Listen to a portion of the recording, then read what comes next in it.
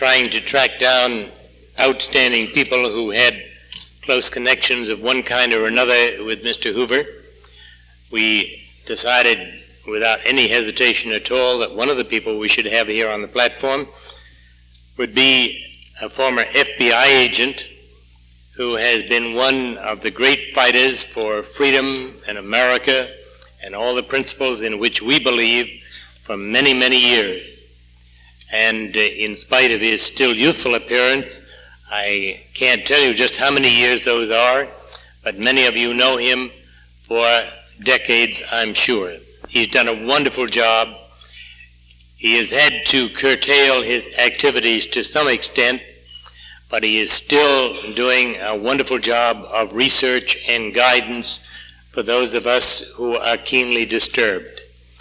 And I know how delighted you will be, as we were, when we first had word that we could count on having Dan Smoot with us tonight.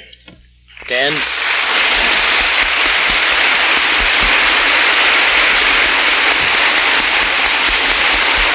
Thank you very much.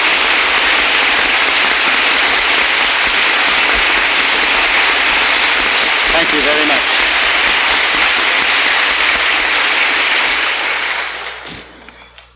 That's worth the trip up from Texas. In his eulogy on J. Edgar Hoover, President Nixon said the director personified integrity, honor, principle, courage, discipline, dedication, loyalty, and patriotism. Certainly all of this is true. What President Nixon did not say about Mr. Hoover was interesting. The President said nothing about J. Edgar Hoover as the foremost symbol of anti-communism. I think Mr. Hoover richly deserved the abundant praise he received from other sources for his adamant stand against communism.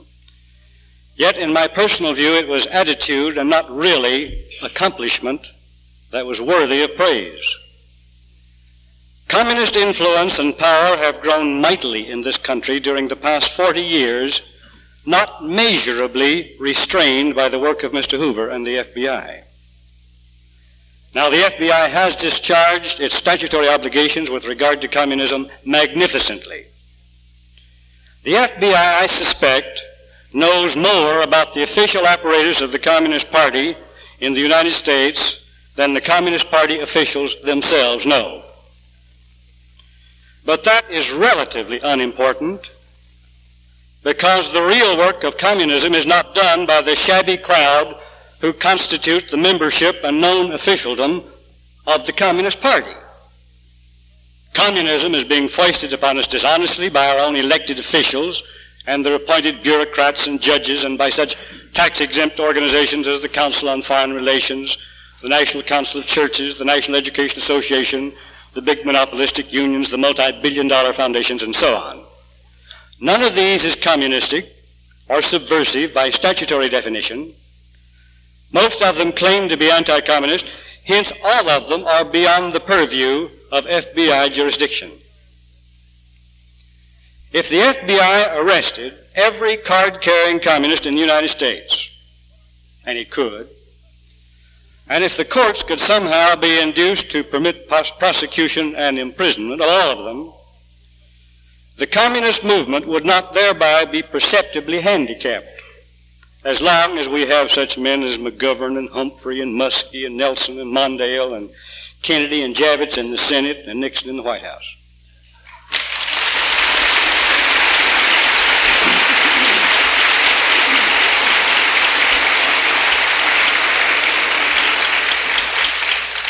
The real job of fighting communism in the United States is a monumental two-step effort involving, first, educating the people to understand what communism really is, even when it is being espoused under false labels by our most powerful and esteemed non-communist political and intellectual leaders.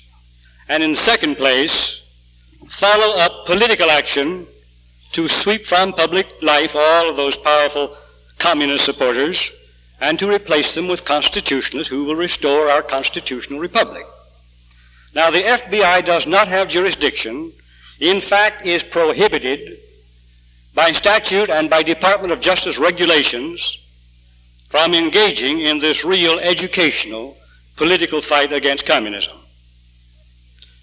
For years I had hopes that Mr. Hoover, before he went home to the Lord, would do what Major General Lavelle recently did in Vietnam. That is, sacrifice his own career in order to do what should be done for the safety and best interest of his country.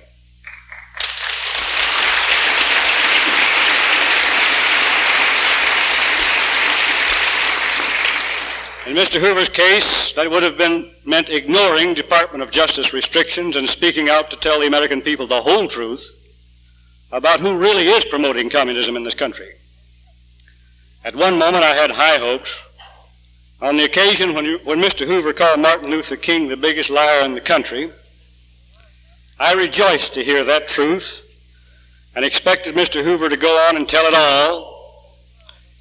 Namely, that King was not only an unsavory character in his personal life, but was also a dedicated, disciplined member of the communist conspiracy, whose essential role was to create, under the guise of peaceful demonstrations, the racial discord and violence and bitter divisions that came very close to creating complete anarchy in our country. When Mr. Hoover refrained from making that exposure, I concluded that he was much wiser than I.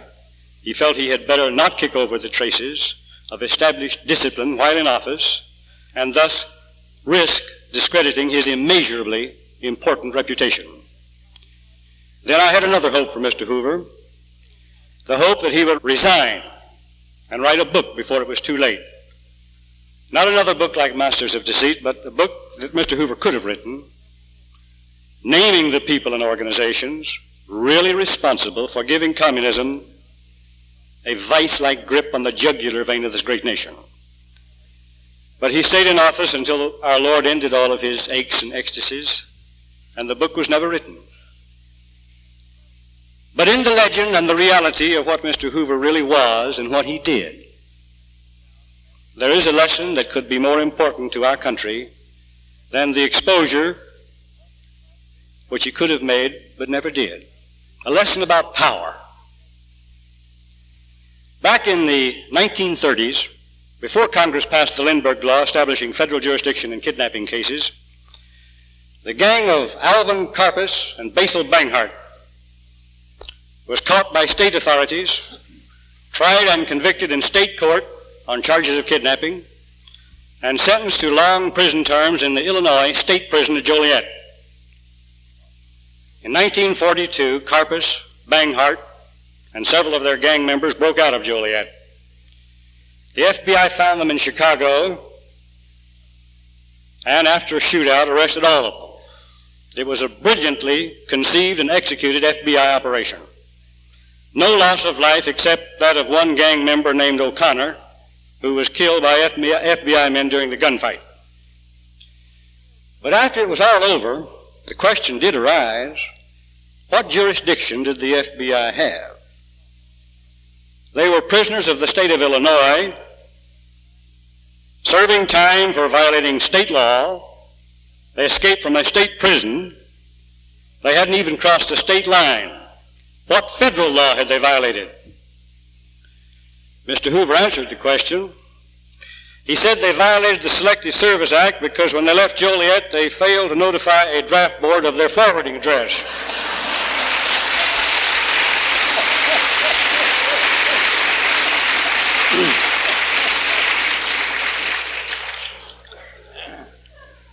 That bit of wry humor has evoked many a good laugh, but the humor loses a little of its titillating quality when removed from its special context and pondered objectively. In its special context, it is good.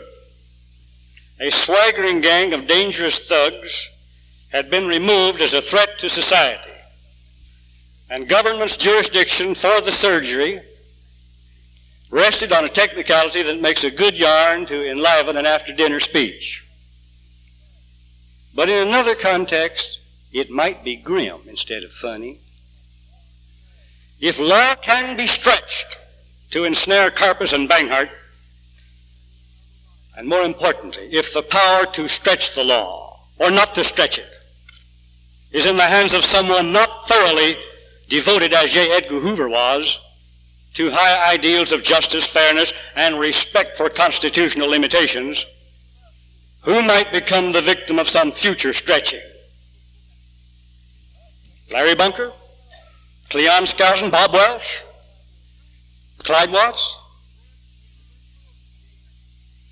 There was a strong drive in Congress during the late 1930s to convert the FBI into a national police force and to give J. Edgar Hoover almost dictatorial power over law enforcement in the United States.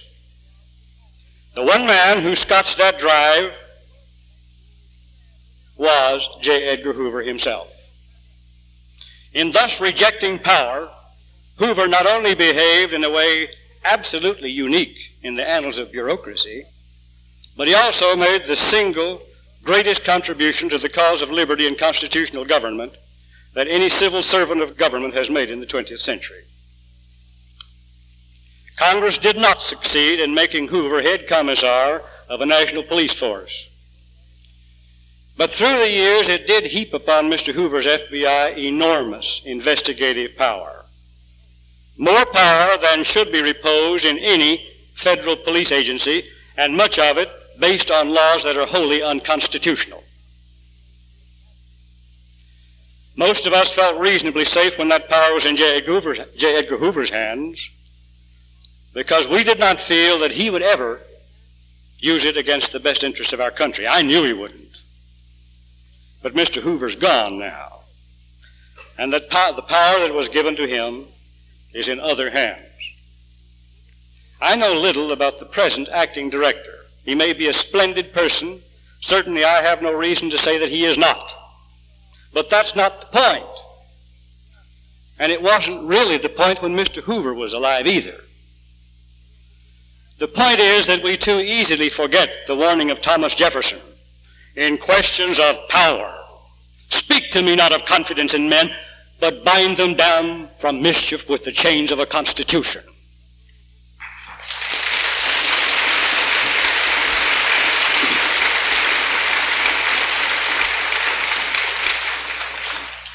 We don't seem to mind when large aggregations of illegitimate power are placed in the hands of a good man whom we can trust. And we forget that sooner or later, that same power will pass into other hands. In recent years, there has been a steady barrage of bitter attacks on Mr. Hoover and the FBI from the communist radical left, demanding that the FBI stripped of many of its powers. We here in this room have been in the forefront of the fight against those attacks, defending Mr. Hoover and the FBI.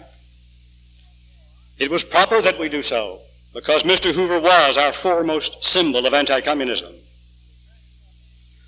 It was not the FBI's illegitimate power, such as was conferred upon it by the Civil Rights Act of 1964, for example, that the communist radical left wanted to remove. They wanted to remove Mr. Hoover and the FBI's power and authority to investigate and expose communism. Now, for 40 years, as I indicated, FBI exposure of communist activities did not do a great deal of harm to the real communist movement in this country. One reason was that the highest authorities in the conspiracy were careful to keep separated the routine chores of the official apparatus which the FBI could expose, and the important work of the respected non-communist communists whom the FBI had no authority to expose. But in recent years, that line of separation between avowed card-carrying communists and non-communist communists has become somewhat indistinct. Now, senators of the United States speak openly to crowds that are waving communist flags, calling for anarchy in the streets, shouting denunciations of the United States, and demanding a communist victory over our armed forces. It is becoming increasingly difficult to distinguish between a communist rally and a political convention. We have reached the point where exposure of communism, if it is to have any public credibility at all, must involve exposing activities of many of the most powerful political figures in the land. J. Edgar Hoover's reputation for integrity and patriotism was so great that many radical leftists feared that he might lose his temper and just start doing that any day. Now that Mr. Hoover is gone, the radical leftists have little worry on that score. The people who most urgently need to be investigated and exposed for their contributions to the cause of international communism are in positions of such power to see that the FBI is controlled. I guess that the radical communist left will now mute or abandon its campaign to curtail the power of the FBI.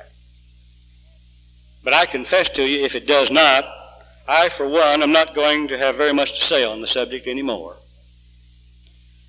The question of who is subversive is now a matter of semantics and definition.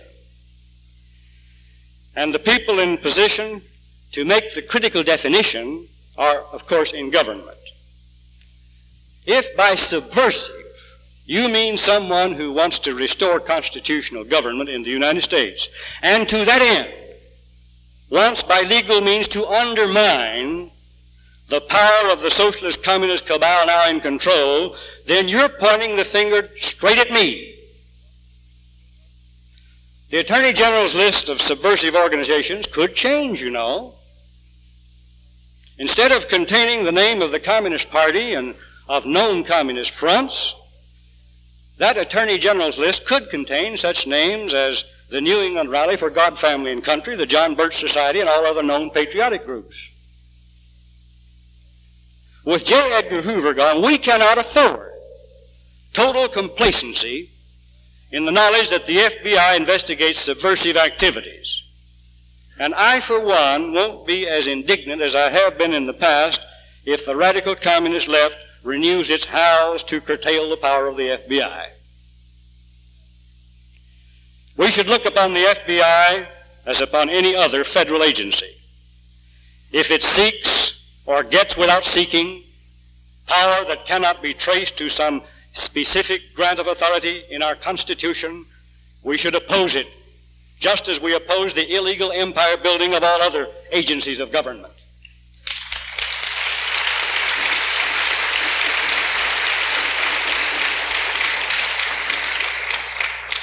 If it discharges its duties faithfully, fairly, impartially,